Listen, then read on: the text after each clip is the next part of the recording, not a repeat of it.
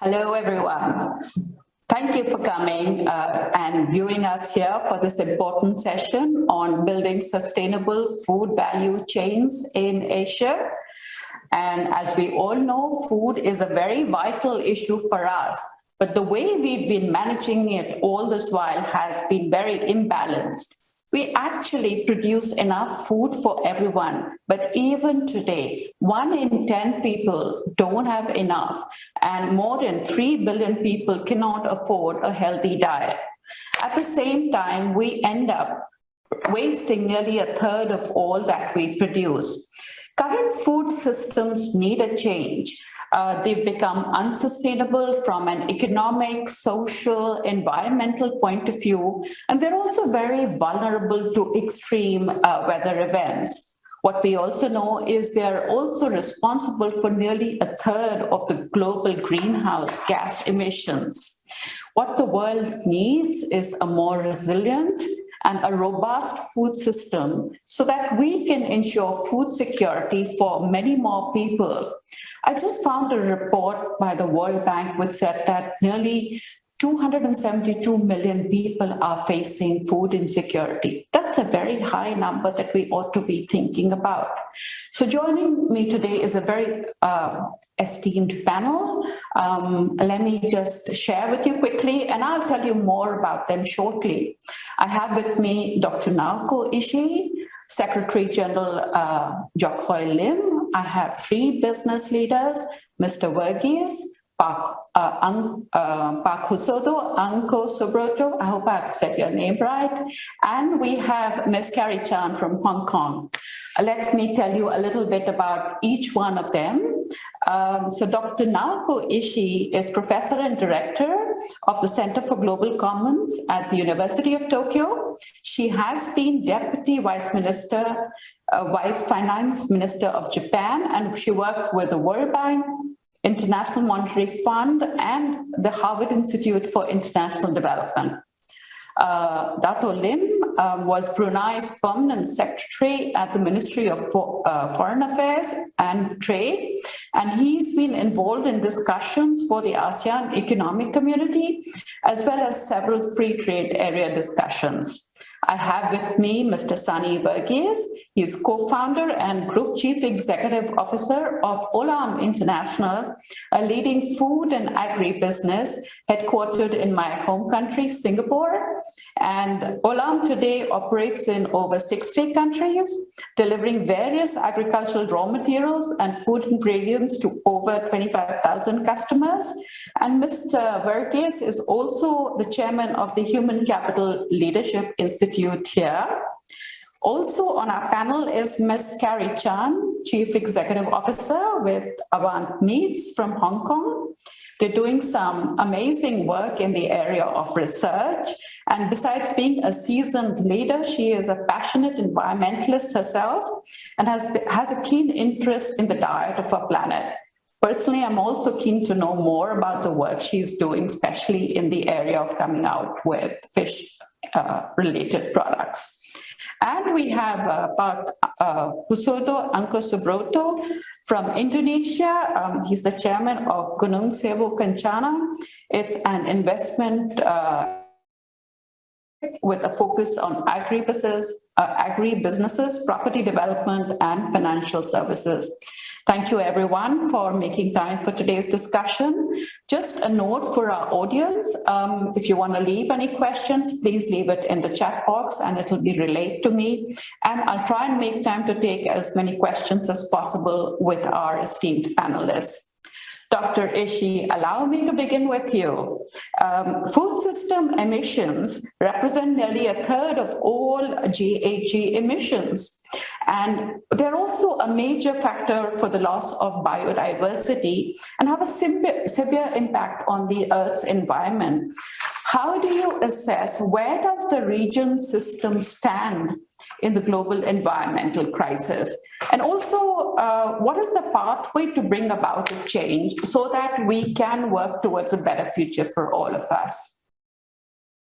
Thank you, Shefali, for the great question. Yes, that you clearly stated that we were in global environmental crisis. And as you already said, the food is a major threat, major reason why we are in this environmental crisis.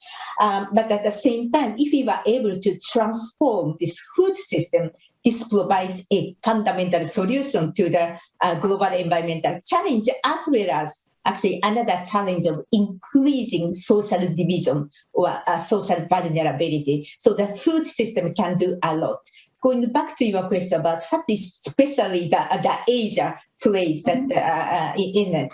The Asia, as all of us already know, is a home to 50% of the global population, and actually we are increasing, and also with burgeoning middle class. So by 2030, 3.5 billion middle class we will have. So with the source of the growth and the technology and the innovation, we have a huge stake to actually dictate which direction we will be going to. Actually, we will unfortunately accelerate this downward spiral to the hothouse Earth, the tragedy, or we can save ourselves and save the world. So that the Asia's role is extremely important in transforming the food system. Another important thing about Asia is that the Asia embraces one of the richest natural capital resources.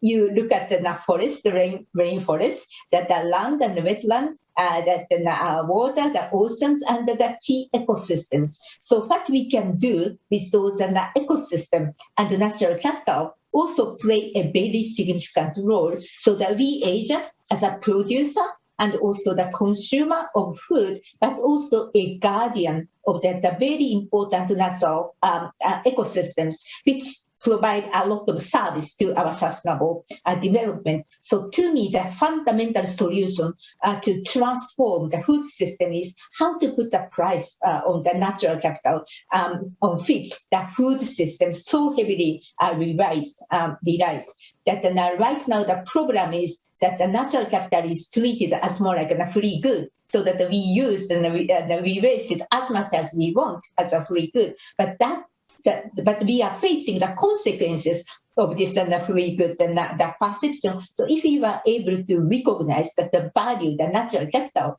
along the food chain, that from production to the distribution to consumption, even to the waste, we should be able to transform the food system entirely. So the good news is that the world is actually seeing a lot of initiative, the mostly actually sponsored by the business circle, how to value, how to measure those natural capital, and how to consistently report. So if we were able to make it happen through the entire value chain of the food, we will see that a completely different food system in the future. But it cannot be done without leadership of Asia. Yes. And not only the political leadership, but the business leadership, the leadership of the consumer and the producer, and we the citizens. So we do have a lot of hope and a lot of responsibility as Asians to transform the food system and to save us and to save the world. Back to you, Sylvie. Sure. I think you brought up some very important points. We have to take a holistic approach. Yes, we should focus on the entire ecosystem. That's the best way to be addressing the issue. And the stakeholders, the leadership, that is vital. It is just so pertinent. I suppose we should be deep diving, but let me first draw in the views of everyone. Dr. Lim, if I can go to you, agriculture, as we all know, is such a significant contributor to the GDP of this region. And while it is a major industry and it employs so many people, it still puts a burden on the environment. So what are your thoughts? What are your suggestions? And how can the region build a sustainable and resilient food system while still keeping it a very pivotal industry of this region? Also, if you can share some ASEAN's policy suggestions in this regard or the work that is going on, it will be great. Thank you. That's a good question. ASEAN is projected to grow around average 0.77% per annum from 2020 to 2035. I think this is Therefore, ensuring a sustainable and resilient food system will be very important for the region.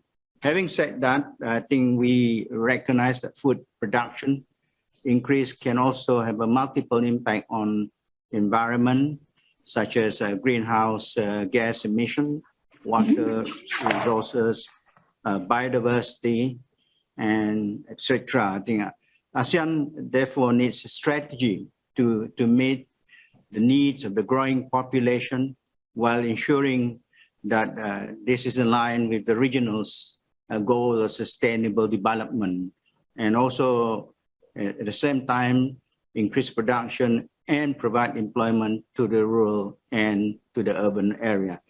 Various initiatives are currently in place in ASEAN to promote sustainable and resilient food system in the region.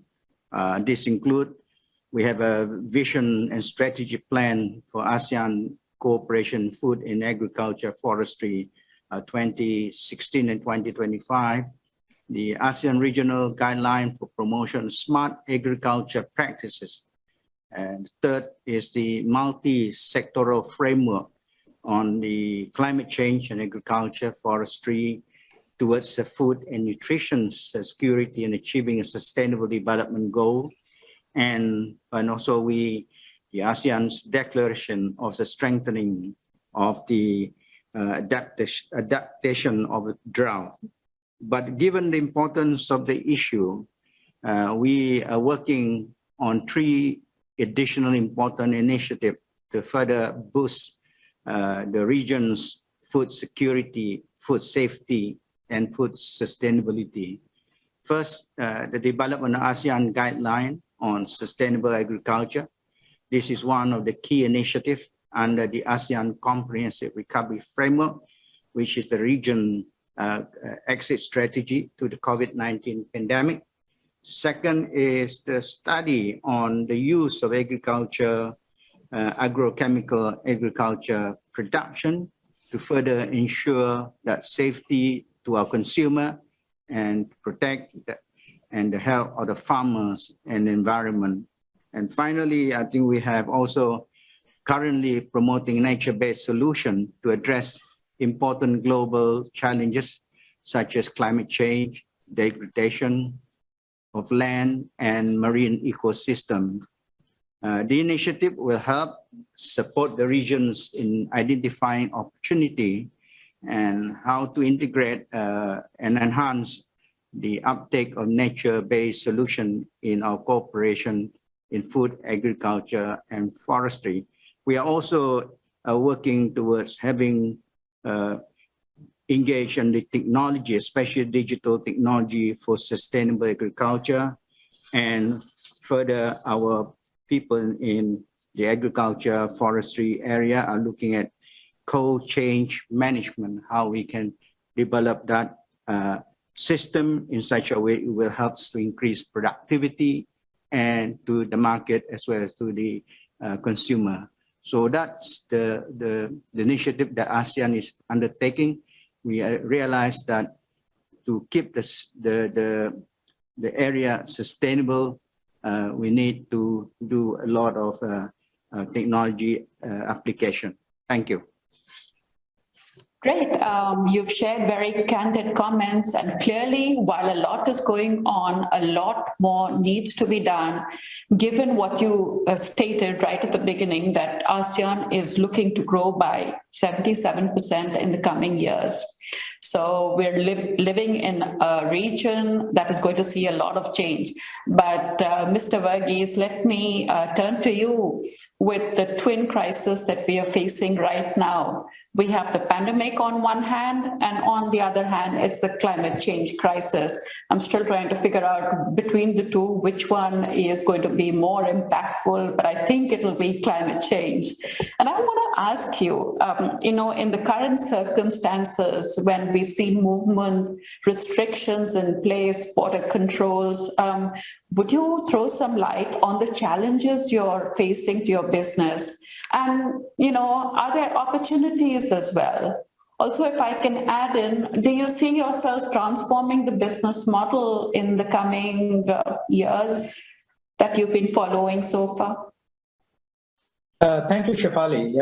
I think the impact of the pandemic and COVID-19, because of the nature of the crisis, is light in our face, very tangible, very discernible, and our response times have to be in days, weeks, months, if we have to tackle the crisis and survive. Whereas climate change, on the other hand, is more distributed dangers, which are cumulative and gradual in nature. And therefore, getting people to act on climate change today for a slightly more forward or distant benefit is the real existential question of our times. COVID, we have acted because we know that we might die if we don't act today. Whereas climate change is not as tangible and discernible, so it is a little bit more distant and into the future. So really trying to understand the challenges of COVID and climate change on food and agricultural production with particular reference to Asia, I think is useful for us to understand. Firstly and foremost, we've already seen significant food price inflation as we're all experiencing when we do our grocery buying, that between January 2020 and July 2021, according to the World Bank, food price inflation is about 40%. And it hasn't stopped in July. In August, we have seen further increases in food price inflation, with corn prices going up 16% and wheat prices going up 12% and so on and so forth. And this disproportionately affects the poor people because their consumption expenditure, the food consumption out of the total consumption expenditure is very high. And as a result of food price inflation, they're impacted. And because of COVID, their incomes anyway decline. So according to the World Bank, about 99 million people have been added to the below $1.90 poverty line definition just between 2019 and 2020. So you've already got impaired incomes, loss of jobs, and then you got high food price inflation. And for consumers who've got large percentage of the consumption basket spent on food, they are in a real crisis. And that is why the World Food Programme has said that between 19 and 20, the number of people who are acutely hungry, which means level C stage of food insecurity, that means they cannot survive without external food assistance, has doubled from 2019, 135 million, to 2020, 270 million. So that is the first direct challenge. The second challenge that we are seeing is because of COVID and all of the supply chain disruptions, where there's availability for on-farm workers, the cost of getting people to come out of the farms and with the social distancing and the other precautions that need to be maintained, cost of production is going up. In the logistics supply chain, there are many bottlenecks in terms of port congestion, the availability of workers and labor in the port, their productivity as a result of all of these security-based restrictive conditions that we have all disrupted the supply chain. I think a good example of looking at what climate change, COVID coming together does for the supply chains in food and ag in Asia is to take the example of rice. There are 144 million farmer households that are engaged in rice production. 95% of them are in Asia. A significant part of that is also women. Unfortunately and tragically, 90% of the Asian rice farmers live at or below the poverty line, less than $1.90 a day. And if you look at the difference between the minimum poverty line income of $1.90 per day versus the fair living income in those countries, the minimum poverty line definition is only a third of what is the fair living income those farmers need to access a decent quality of life. And yet, rice farming accounts for 16% of all the greenhouse gas emissions in agriculture, 10% of its methane emissions. A third of the paddy that is produced is lost on the farm and post-harvest. And 3.5 billion people in the world, 20% of the world's calories comes from rice. 3.5 billion people in the world consume rice. We need to increase rice production by 15%. According to IPCC, rice production will decline by 15% by 2050. How are we going to square this off, right? So these are coming together. We have spent $27 trillion in fighting the COVID pandemic, right? And we have realized that not being prepared to deal with the COVID pandemic has cost us 10 times more than what it would have been if we prevented and preempted, and there were enough warning signs that a pandemic is likely to hit us. Right. We're not similarly doing anything about climate change, or not enough about climate change, because we will deal with the crisis when it happens at 100 times more cost than trying to do and deal with it today. Actually, everything you've said is reason why all of us need to really work together and come out with pertinent solutions. So I don't know even if solution is valid, but there's clearly a lot for us to do to be able to address the core issue. But let me bring in Ms. Chan from Avant Meats into the discussion. And I want to draw your attention to the technology factor. As we all know, fourth industrial revolution is bringing about a big change in the way we work and operate. Could you share your thoughts on how technology can play a bigger role in being able to allow all of us to build more sustainable and resilient food systems?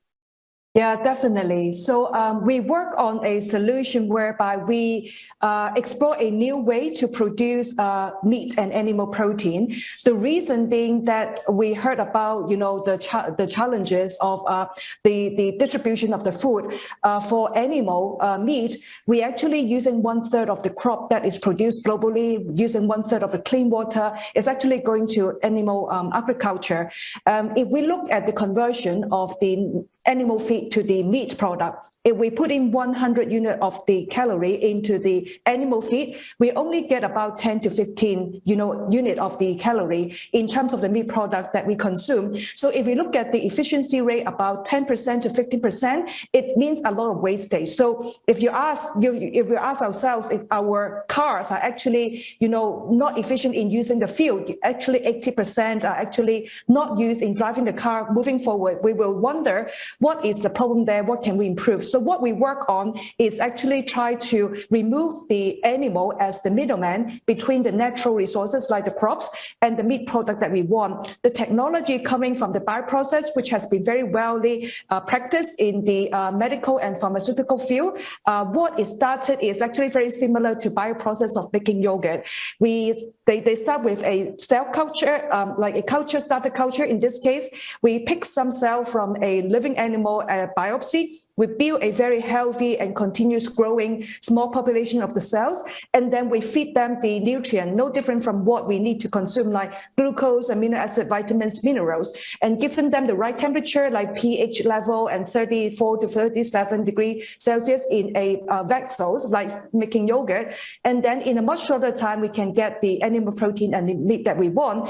Using this way, we can reduce the use of the natural resources to produce the meat product. Also, it also contributes to what we talk about in terms of biodiversity. In the case of fish, for example, we do not need to catch more fish, so the fish can actually continue to regenerate and replenish themselves in the ocean.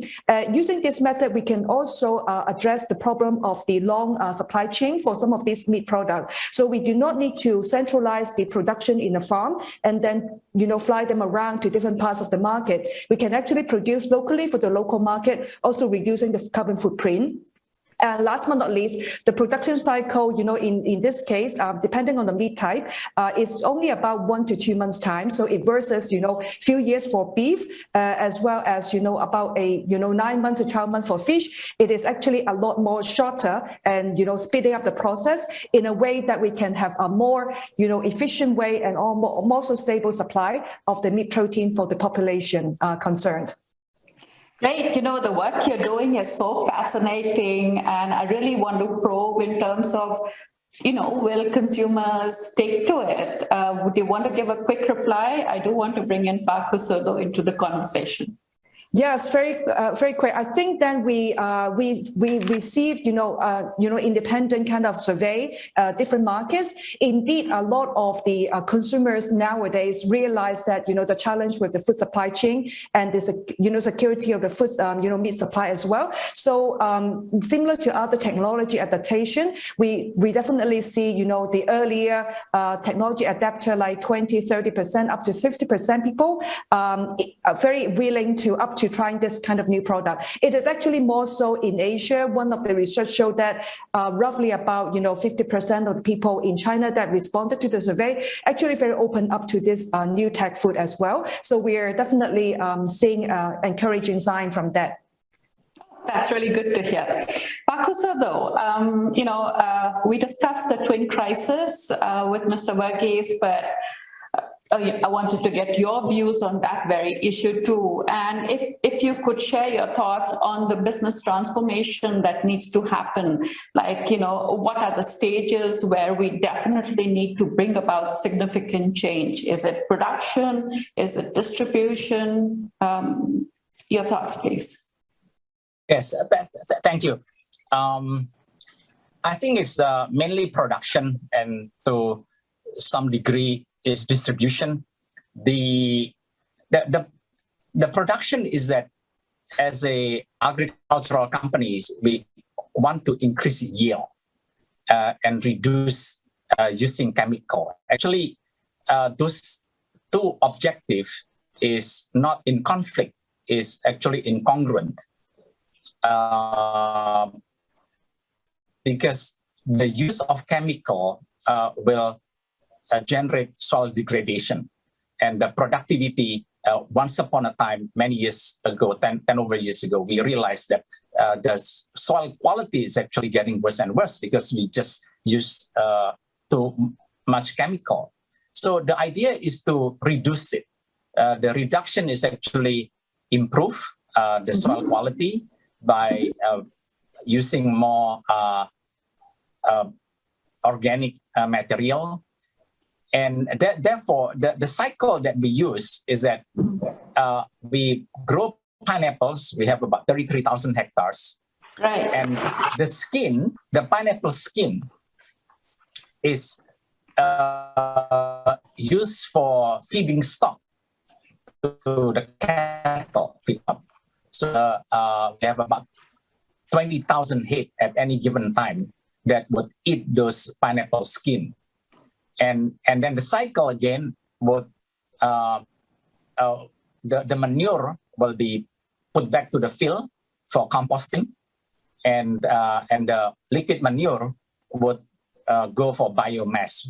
We would be able to generate about 1 megawatts of capacity. So it's the concept of zero waste, increasing productivity yield, reducing greenhouse gas emission, which we managed to reduce from 2013, is about 30% of our carbon footprint, and using less chemical and have a complete recycling. As far as the distribution, because Indonesia is such a also quite spread out, we work with farmers, with smallholders. We teach them how to grow bananas in different markets, so that we don't have to transport domestically so far distance. So it's a smaller farms for particular markets. So that's what we are doing for at this moment.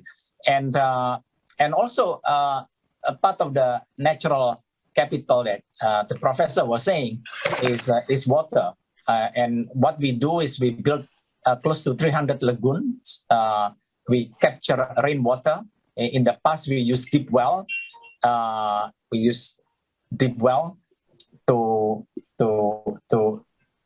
water the plant in the dry season. Now we actually has 70% sufficient to use surface water from the rain capture, rain harvest. So those are the things that initiative that we do. Thank you. Yeah, I mean, I'm so keen to know more. You're one of the world's largest producers of pineapple-based products. But we're actually running a little bit behind schedule. And as I begin my second round of questions, I'd like to just request you to just keep it limited to be able to allow you to convey the key points. Dr. Lim, if I can turn to you, we all know that the region is a major producer and exporter of so many products: palm oil, crude, rubber, rice, sugar, and so much more. What kind of policies do you think are really needed at various levels to allow us to strengthen the food chain system that we have? Yeah, we really believe in the importance of building a fair and resilient food chain. And we undertake several initiatives that aims towards achieving this objective. I think first, we have invested a lot of efforts in further strengthening regional approaches to responsible and sustainable investment in food, agriculture, and forestry. One example is the launching of the ASEAN guideline for promoting responsible investment in food, agriculture, forestry to ensure that the investment in agriculture meet the global standards as well as promote responsible and sustainable development. These guidelines designed to attract greater inflow of foreign direct investment in the region and take into account varying situation responsibility, especially of smallholders, farmers, MSME, large-scale agriculture enterprises. Second, we also encourage our MSME to take active role in the food value chain. This year alone, one of the key priorities under the Brunei chairmanship is to develop ASEAN framework to support food, agriculture, forestry for small producer, cooperative, and micro, small, and medium enterprises. This framework intended to facilitate policy formulation and to manage and promote small producer cooperative. At the same time, it will also improve ASEAN competitiveness and ensuring that the food product we produce meet international standard. Third, we are committed to address the issue of non-tariff measures, which is very important and critical in the food and agriculture product. As part of our efforts to address the impact of COVID-19 pandemic, we have adopted the supply chain connectivity agreement under the Hanoi Plan of Action. The objective is to make sure the free flow of goods, essential goods, transit, especially in the long term, and to further strengthen supply chain connectivity. Under this initiative, MOU was signed last year. ASEAN member states agreed to eliminate the imposition of NTM for 152 essential goods, mostly on medical equipment and medical supplies. And this year, we further expand the list to 107 items, which include food, agriculture product. This is essential to make sure there's a free flow of this product to ASEAN member states during the pandemic. In addition to this, we have also launched the NTM Toolkit to facilitate the reviewing of NTMs applicable to immediate inputs which are critical in the value chain product. I think these are a few initiatives we think that will enhance our food and agriculture industry in the region. Thank you. Absolutely. I have so much more to ask you, but I hope all of the policy measures and initiatives will have a big impact down the line. But we have a question from the member of the audience, and I'd like to draw the attention of our business leaders here. The person is asking, what happens to the jobs of farmers and the rest in the food supply chain? They're definitely a very crucial component of the food supply chain. Would you like to shed some light on that? I mean, things are changing. There is the technology dimension. There is the whole issue of tackling, the greenhouse gas emissions. What happens to the jobs of farmers and the rest in the food supply chain? So if you look at the smallholder farmers, I believe there are two different production systems globally for food and ag. One is the smallholder farming systems, and then we have the largeholder mechanized large-scale farming systems. It's a false choice to say it is one or the other that will survive. In many countries, the mode of farming will be smallholder farming. So what is important in order to have smallholder farming systems prosperous and not transcend the current poverty trap that they are in, with most of the smallholder farmers living below the poverty line, is to really improve smallholder farm productivity. So at Olam, we have, for example, launched an initiative called Jiva, a farmer services platform, a smart smallholder farming system, which through machine learning and AI helps to provide crop care nudges or agronomic advice to the farmer in terms of the next best action that he or she can take on a farm based on very contextualized and personalized advice based on the topography of the farm, the soil conditions of the farm, the microclimate of the farm, in terms of what is the next best action that the farmer can take. We think it will dramatically catalyze smallholder farm production. In addition to providing them crop care advice, we also provide them inputs. We also provide offtake services for their output. We also provide credit scoring and microfinance support to the farmers. So I think we need initiatives that can actually catalyze farmer livelihoods. So that's one piece.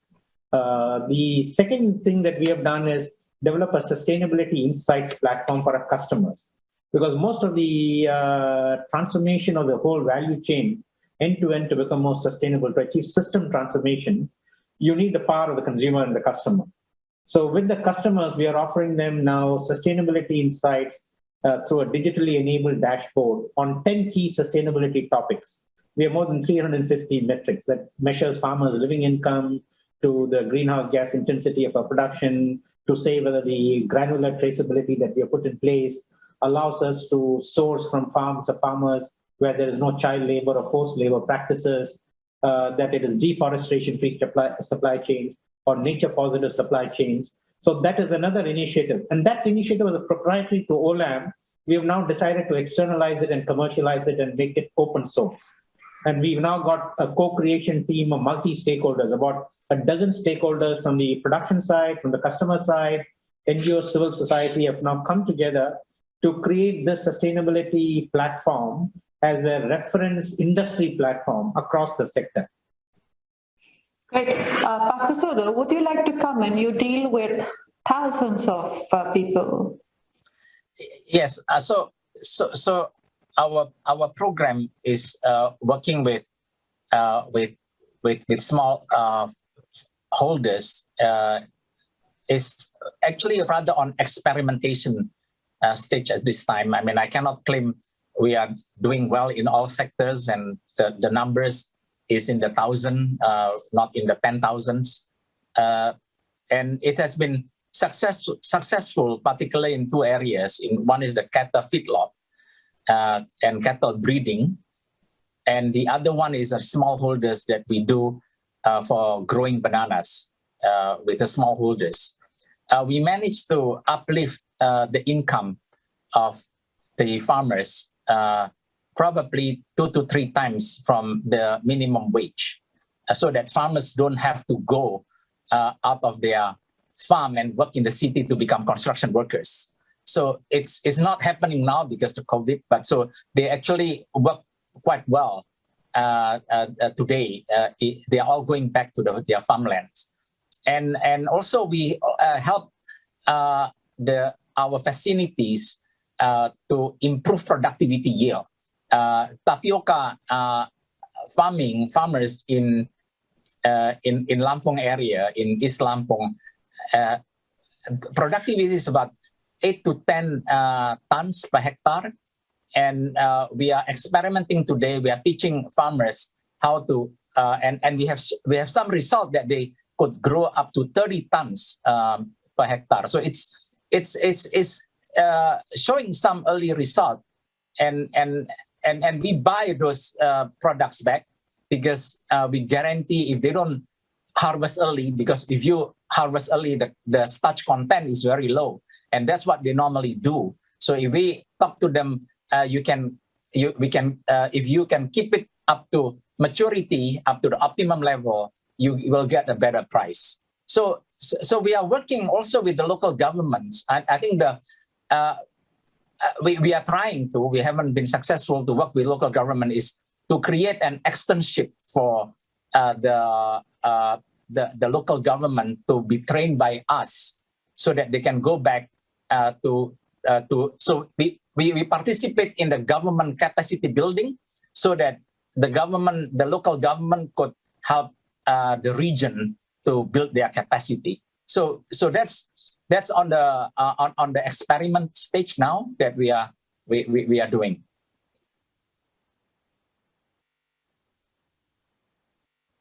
No. We can't hear you.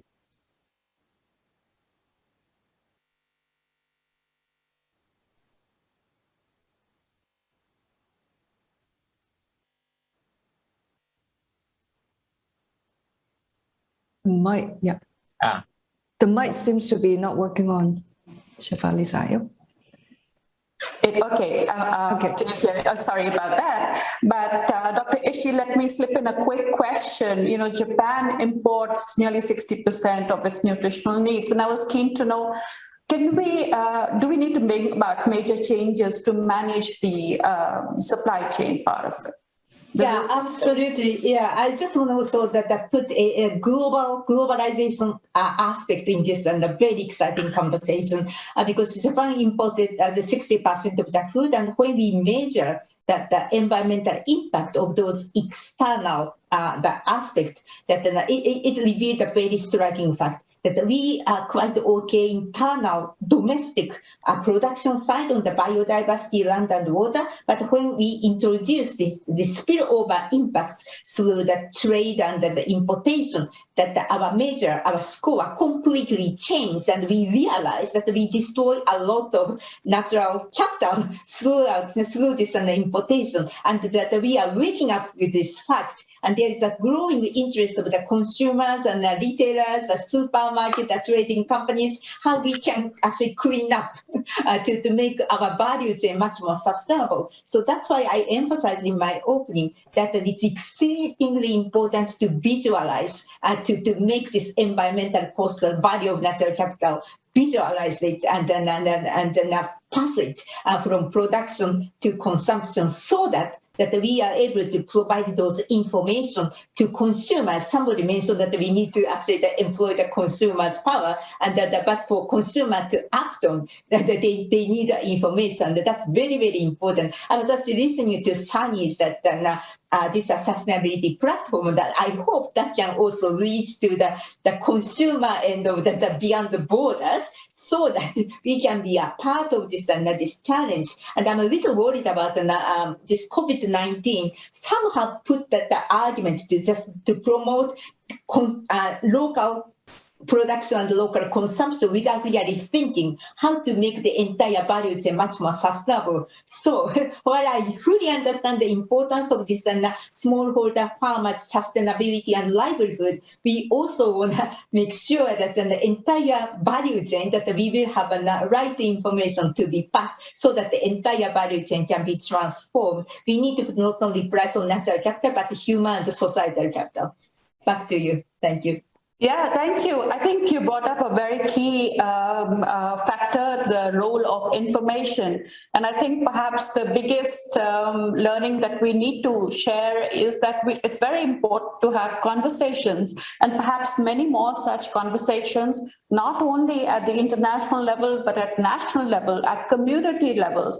We need to actively engage the farmers, the traders, people in the businesses, to be able to share best practices, whether it is in the production, in the distribution, or also with consumers. There will be some resistance to taking to the new changes that are happening, but we really need to go out and deal with it. So the role that conversation plays is very, very important. I'd like to thank all of you once again for taking time out to join me for this panel, and I wish you all the best for all the work you're going to be doing. Thanks again. Bye-bye. Thank you. Thank you.